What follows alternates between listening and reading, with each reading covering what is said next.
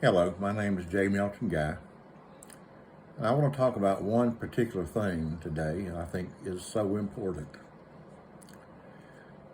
But I want to talk about some things leading up to my point.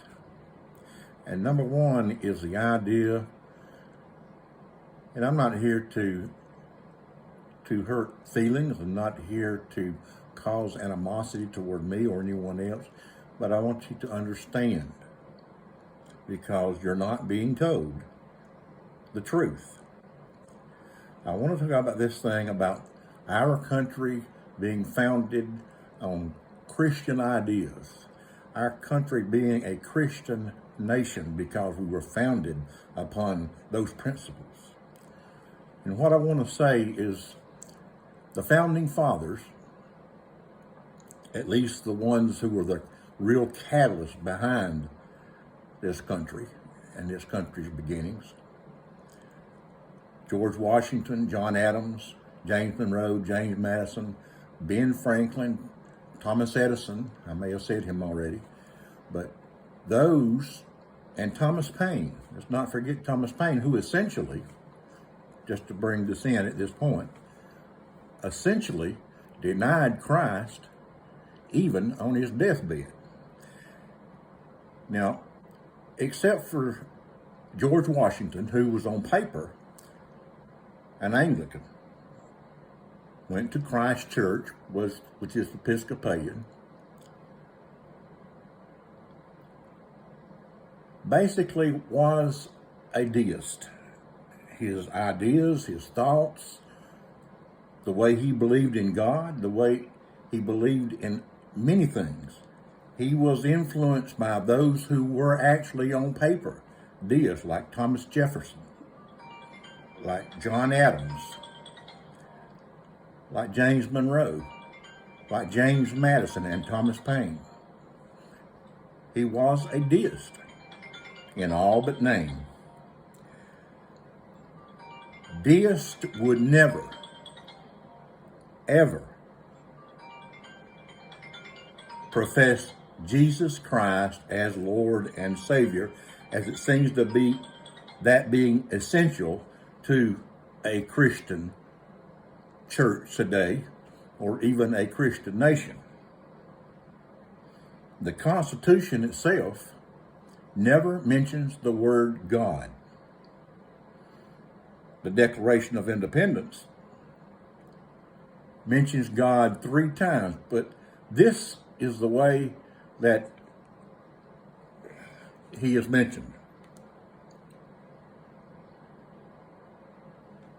As the Declaration was being written, God was mentioned in this term: nature's God, creator, or divine providence, but not mentioned as God the way you and I would mention God today, or as Christians especially would mention God.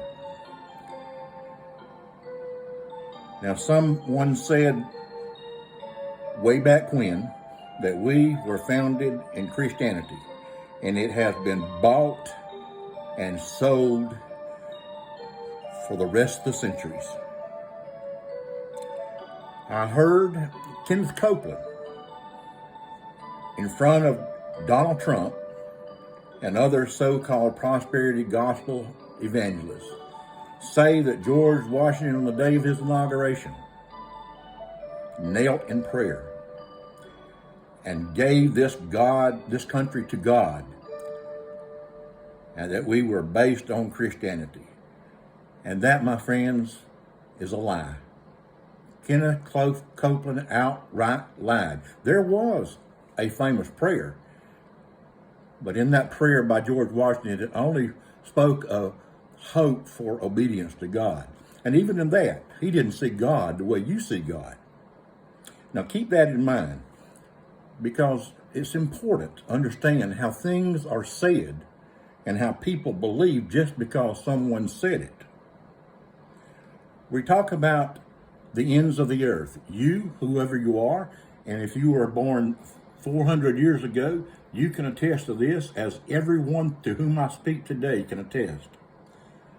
This country And this world has been subject to devastation, according to some people, by one thing or another. In our lifetime, we have heard the world's going to come to an end on a certain day. For years, I heard about the Mayan calendar when it predicted the end of the world, which that time has passed. We heard about the terms Hale-Bopp, where the world was about to come to an end, so they did some drastic things.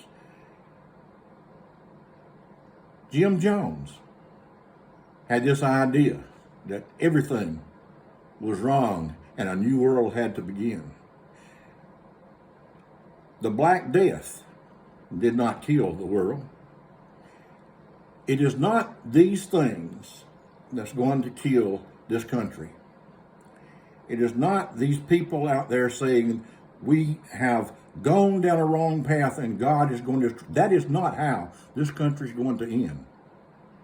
What I want you to see, and this is my point, is that when you watch the rallies of a wannabe president / tyrant, don't look into his face and see how this world is going to come to an end. When you watch some of these gospel preachers, the so-called prosperity gospel preachers, don't look into their faces and think you're seeing how this country is going to end. No, what I want you to do is to look into my face, look in the mirror into your face, look around your house and look into your family's faces. When you go to church, look into the faces of those people around you. And these are the people that will determine when this country comes to an end. We can believe the hype and we can believe the stories just because we happen to, for some reason, like a man who is guilty of so many crimes. And there are those who say, no, he can't do anything wrong. But you know, as well as I know, whether we will not admit it or not, I know what I saw, and so do you. I know what I heard on the perfect telephone call to Georgia on January the 6th. We all know what we saw and heard. So look into the faces of the people who saw and heard these things and know about the idea of a president being a rapist, a thief, and many other things. Look into the faces around you. Those are the people who will bring this country to its knees or raise it up as a standard for the future. Look into the faces of the common person. Thank you.